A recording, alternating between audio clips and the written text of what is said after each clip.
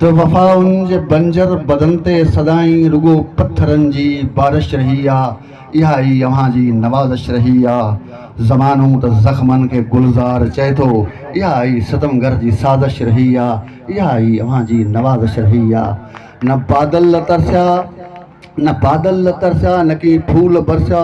घटाऊं हमेशह गुरेज़ां रहनि थियूं, असांजे बदन जे ज़ख़्म खे छुही वियूं।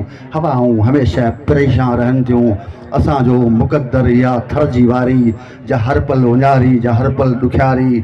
वॾी आसमां जा उॾामी रही आहे, खामी रही आहे, विकामी रही आहे। असांजो मुक़द्दर कंहिं जोगी जी बगरी ऐं बगरी बबरी जमा प्यार जो पंजकणी छणी वई। हवा तेज़ आई खणी वई, असांजे नसीबनि जा टोपा आई उजड़ियल। असांजे त पेरनि में ज़ंजीर विछड़ियल। ख़िज़ाउनि जी मौसम जा नगरी सां नाता सदिन खां ईअं ई सलहाड़िया अचनि पिया। असां ॾांहुं त कातिल विलाड़िया अचनि पिया।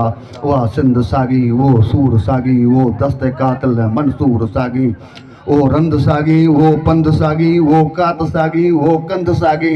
असां खां ज़माना उहो वंध साॻी।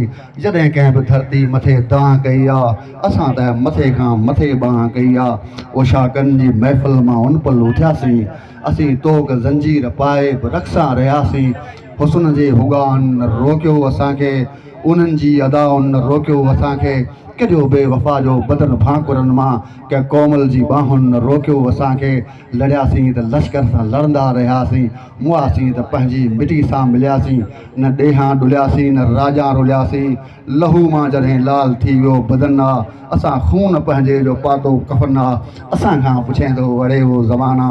असांजी मुहबत, असांजी इबादत, असांजी रियाज़त, असांजी शनाख़त त ॿुधजे ॿुधी तूं सघें थो सॼी सिंध सजदे जे लाइक़ु रही आहे। वञी पंहिंजे फ़तवा फ़रोशनि खे चइजांइ, चरन चंद्र खे चुमी ॾेई छॾी आहे, चरन चंद्र खे चुमी ॾेई छॾी आहे।